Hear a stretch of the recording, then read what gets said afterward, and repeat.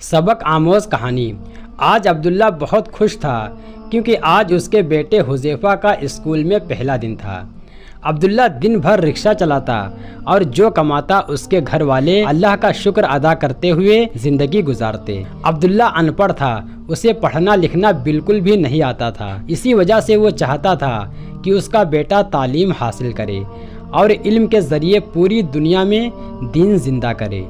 अब्दुल्ला ने सबसे पहले मस्जिद के इमाम साहब से, जो आलिम दीन थे, मशवरा किया कि अब्दुल्ला की तालीम व तरबियत किस तरह की जाए। इमाम साहब ने अब्दुल्ला को मशवरा दिया कि सबसे पहले हुज़ैफ़ा बेटे को किसी अच्छे दीनी माहौल वाले स्कूल में दाखिला दिलवा दो। फिर कुछ अरसे बाद जब हुज़ैफ़ा बेटा अच्छी तरह पढ़ना लिखना सीख ले तो उसे किसी अच्छे मदरसे में हिफ्ज़ कुरान याद करवा दिया जाए। अब्दुल्ला को इमाम साहब की बातें बहुत अच्छी लगीं। वो इमाम साहब से इजाज़त लेकर घर आया और हुज़ैफ़ा की वालिदा को इमाम साहब की कही हुई बातें बताईं।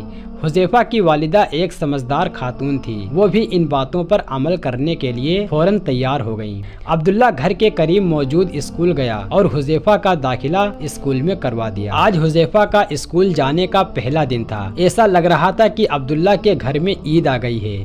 सब घर वाले खुश थे कि आज हुज़ैफ़ा स्कूल जाएगा।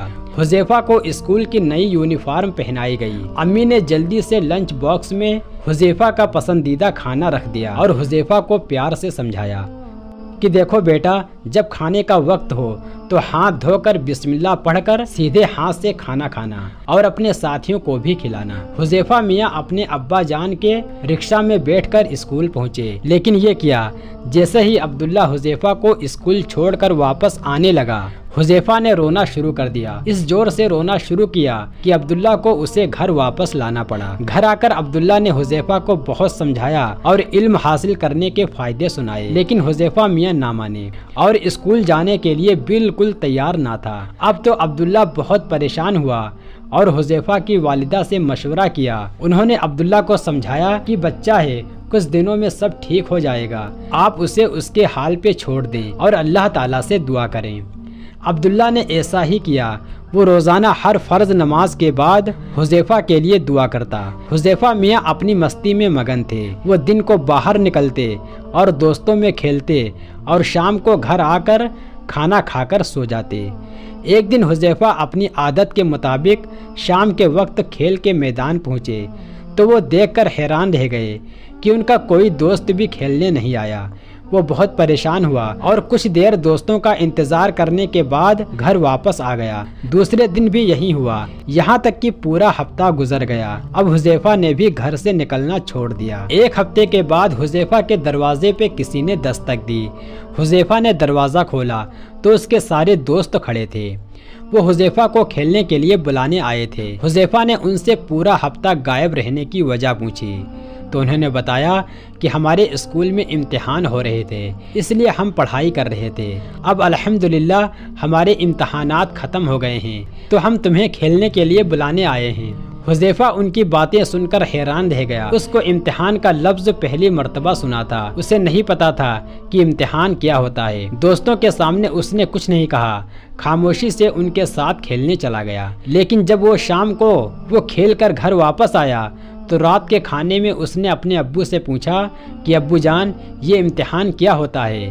अब्दुल्ला ने कहा, बेटा, जो बच्चे स्कूल में पढ़ते हैं उनकी पढ़ाई का साल गुजरने पर उनसे उस पढ़ाई के मुतालिक सवालात किए जाते हैं और देखा जाता है कि किस बच्चे ने अपना सबक अच्छी तरह याद किया है। सबसे अच्छी तरह सबक याद करने वाले बच्चों को अच्छे अच्छे तोहफे दिए जाते हैं और घर वाले भी खुश होकर उनको इनामात देते हैं।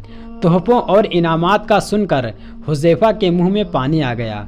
उसने अपने अब्बू से कहा, अब्बू क्या मुझे भी इनामात मिल सकते हैं। अब्दुल्ला ने कहा, क्यों नहीं, अगर तुम स्कूल जाओ और दिल लगाकर पढ़ो तो तुम्हें भी इनामात मिलेंगे और तुम्हारे अम्मी अब्बू भी खुश होंगे। और जब किसी बच्चे से उसके अम्मी अब्बू खुश हों तो उससे अल्लाह भी खुश होता है और हर काम में उसकी मदद करता है। अब हुज़ैफ़ा को बहुत अफसोस हुआ कि उसने अपने अम्मी अब्बू का दिल दुखाया और उनकी बात ना मानी। उसने अपने अम्मी अब्बू से माफ़ी मांगी और उनसे वादा किया کہ اب وہ ہمیشہ ان کی بات مانے گا اور کبھی بھی ان کی نافرمانی نہیں کرے گا۔ دوستوں، امی ابو ہمیشہ ہماری اچھائی ہی سوچتے ہیں۔ ان کی چاہت ہوتی ہے کہ ان کا بیٹا بیٹی دنیا و آخرت میں کامیاب ہو جائے، اس لیے کبھی بھی ان کی کبھی نافرمانی نہیں کرنی چاہیے۔ اگر کسی بات پر امی ابو ناراض ہو جائیں تو فوراً معافی مانگنی چاہیے، جس سے اس کے امی ابو ناراض ہوتے ہیں اس سے اللہ تعالیٰ بھی ناراض ہو جاتا ہے۔ ہمارے پیارے نبی صلی اللہ علیہ وسلم نے فرمایا، والدین کی ناراضگی میں اللہ تعالیٰ کی ناراضگی ہے۔ دوستوں، یہ واقعہ آپ کو کیسا لگا کمنٹ میں ضرور بتائیں، اور اس ویڈیو کو لائک کریں، شیئر کریں اور چینل کو سبسکرائب کریں۔ اللہ حافظ۔